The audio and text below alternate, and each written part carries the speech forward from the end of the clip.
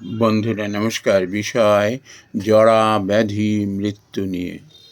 বন্ধুরা, মানব জীবন ধারণ করেছি, জরা ব্যাধি মৃত্যু একে সামনা করতেই হবে।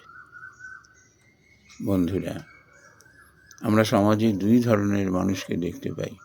এক ধরনের মানুষ যখন যৌবন থাকে, যখন তার মধ্যে শক্তি থাকে, তার উপরে নাম যশ অর্থ থাকে, উপায় যখন থাকে, কিছু কিছু মানুষ পরিণামের কথা ভুলে গিয়ে, প্রকৃতির রহস্য লীলার কথা ভুলে গিয়ে এমন স্বেচ্ছাচারী হয়ে উঠি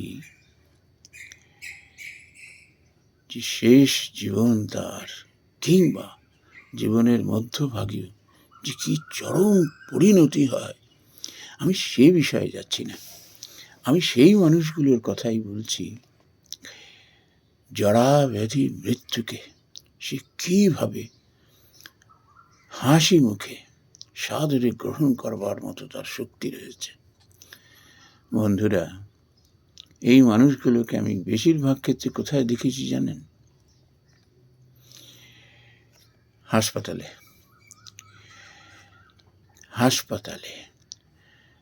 বলে না, অভিজ্ঞতাই হলো মানুষের জীবনের এক পরম শিক্ষক। দেখে শুনে আমরা যখন শিখি না, যখন ঠেকে শিখি, তখন বুঝতে পারি, ইস, দেখে শুনেও শিখলাম না, তাই আজকে এরকম কষ্ট হচ্ছে। বন্ধুরা, হাসপাতালে যখন সাধারণ মানুষকে দেখি যে ওই জরা ব্যাধি নিয়ে জানে মৃত্যু তার সামনেই দোরগোড়ায়, তার মুখের উজ্জ্বলতা, মুখের হাসি এতটুকু ম্লান হয়নি। কি অফুরন্ত শক্তির সে অধিকারী, কোনো ভয় নেই। দিব্যি পরিবারের লোকেদের সঙ্গে যারা হাসপাতালে তাকে নিয়ে এসে তাদের সঙ্গে মজা মস্করা করছেন। আর এটি সব থেকে বেশি করে দেখেছি নামি দামি হসপিটালে। একটা সময় যে মানুষটা একজন আইএএস ছিল, আইপিএস ছিল, বড় ডাক্তার ছিল, ইঞ্জিনিয়ার ছিল, কিংবা কোনো সেলিব্রিটি ছিল, জীবনের শেষ ভাগে এসে সেই মানুষগুলোকে দেখেছি কতখানি পরনির্ভর হয়ে পড়ে।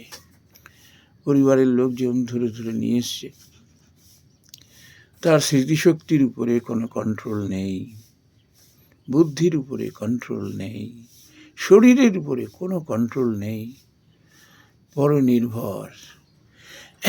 কিন্তু অদ্ভুত ব্যাপার হলো, এই মানুষগুলোর চোখে মুখে যে প্রশান্তি, কি উজ্জ্বলতা, আর একটু ভালো করে দৃষ্টি তাদের প্রতি দিলেই বোঝা যায় চোখের কোণে, মুখের কোণে যে কি পরম তৃপ্তি। যার দৃষ্টি আছে সে কিন্তু বুঝতে পারে জরা ব্যাধি মৃত্যুকে সে আর ভয় করে না। সাদরে সে তাকে গ্রহণ করতে শিখেছে। এটা বুঝেছে যে কদিন বেঁচে থাকবো আনন্দে। কিন্তু কি করে সে আনন্দ পাওয়া যায়, কি করে জরা ব্যাধি মৃত্যু নিয়ে সেই অমৃতের সন্ধান পাওয়া যায়? এ কেবল আইএএস, আইপিএস, বড় বড় সেলিব্রিটি, ডাক্তার বা সাধু সন্ত না, সাধারণ মানুষের মধ্যেও আমি এটি দেখেছি। কেন জানেন? শ্রীমদ্ ভগবদ গীতায় বলে দেওয়া হয়েছে, এরকম বলা হচ্ছে, বিহায় কামান ইয়ঃ সর্বান পুমান চরোতি নিষ্প্রিয়ঃ নির্মমঃ নিরহংকার স শান্তিম অধিগচ্ছতি। ভগবান শ্রীকৃষ্ণ বলে দিয়েছেন তুমিও পারো, তোমাকে বড় মানুষ হতে হবে, অনেক সেলিব্রিটি হতে হবে, অনেক জ্ঞান অর্জন করতে হবে, সেটি না হলেও হবে। তুমি সাধারণ একজন গৃহস্থ মানুষও তুমি হয়ে যারা ব্যাধিকে তুমি সাদরে গ্রহণ করে মৃত্যু সামনে জেনেও তুমি পরমানন্দে তুমি জীবন কাটাতে পারবে, শেষ জীবন। এটি তার রহস্য। কি বলছেন? যে ব্যক্তি সমস্ত কামনা ত্যাগ করে নিষ্পৃহ, নিষ্পৃহ মানে কি? দেহ, জীবন,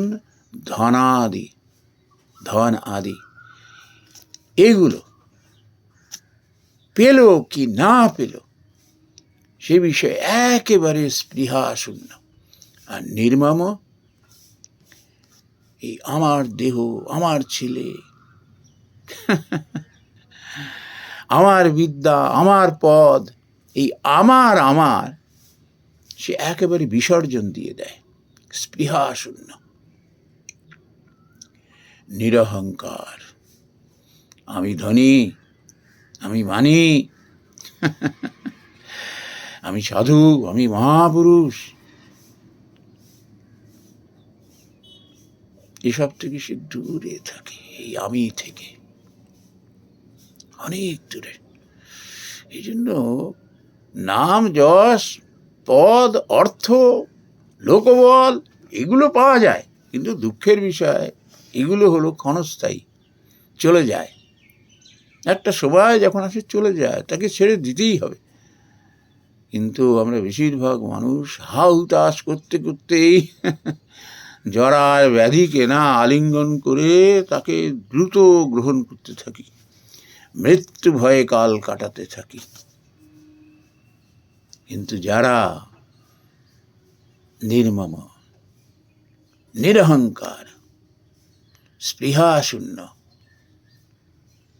বলছেন না, যে ব্যক্তি সমস্ত কামনা ত্যাগ করে নিষ্প্রিয় হয়ে বিচরণ করেন, যিনি মমতা শূন্য, যিনি অহংকার শূন্য, তিনি শান্তি পান, শান্তির অধিকারী, প্রভূত শান্তির।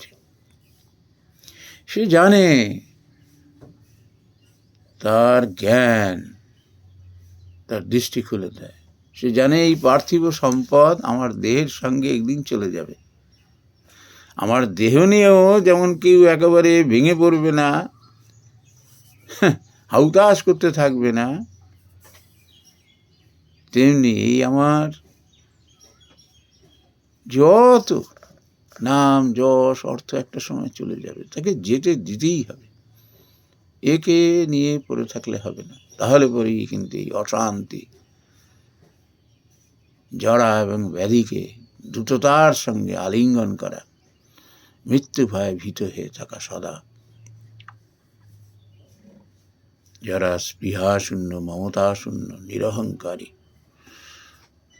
তারাই পারে জরা ব্যাধি